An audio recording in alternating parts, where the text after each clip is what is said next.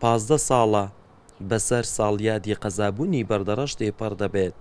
ئەو قەزایی کە لەلایەن خەڵکەوە بە دەواازەی ڕاپەڕینی بادینە ناسراوە، هێشتا دانیشتوانی قەزاکە گلەیی لە کەمی خزمەتگوزاری دەکەن و دەڵێن حکوومەتی هەرێمی کوردستان وەک پێویست خزمەتی بە قەزاکان نەکردووە. وەڵام من بەردەڕەش بە قەزا نابینم، بەردەڕەش بە گوندێک دەبینم، خەرە بە ناحێش نابینم، لەبەرەوەی بەس ناوەکە قەزایە نەکو هیچ قەزابوون لێ دیار نییە. وەڵە بۆ نمونە تا ئێستا بەردەڕەش گەراجێکی سیارەی نییە، هەتا ئێستا بەردەڕەش پارکێکی بە درستی یعنی وە کۆم و پارکەکان نییە. یەکەم دووەمیش قەزای بەردەڕ قەزا بە ئێستا سەر بە باژێر بوو، سەر بە باژێڕی دۆک بوو یانها باژێڕێکی دی بوو. دەبینم قەزای بەردەڕەش نەقەزا گوندی بەردەڕەش سەر بە قەزای ئاکرەیە، لۆیە بەردەڕەش بە قەزا نابینم. شەعبان گەنجێکی دانیشتووی بەردەڕەشە گلەیی لە بەرپرسانی ئیداری ناوچەکە دەکات و دەڵێت بەردەڕەشیان پشتگوێ خستووە.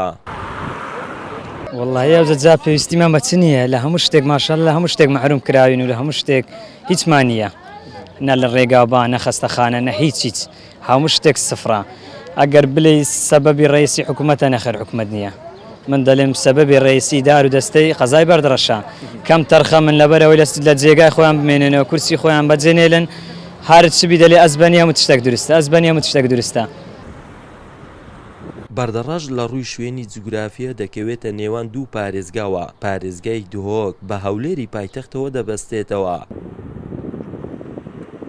سەرجەم ئۆتۆمبیلەکانی بار هەڵگر لەسەر ڕێگای بەردەڕەش کەڵک هاتو چۆ دەکان، بەڵام بەهۆی خراپی ڕێگاکە زۆر جار ڕووداوی دڵتەزێن لەسەر ڕێگاکە ڕوودەدان.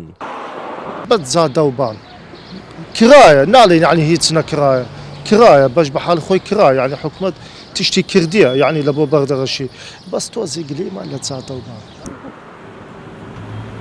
لە دوای تێپەڕبوونی 116 ساڵ بەسەر نەحەیەبوونی بەردەڕەش لە کابینەی پێنجەمی حکوومەتی هەرێمی کوردستان لە ساڵی 2007 بڕیاری بە قەزابوونی بەردەڕەش دەرچوو.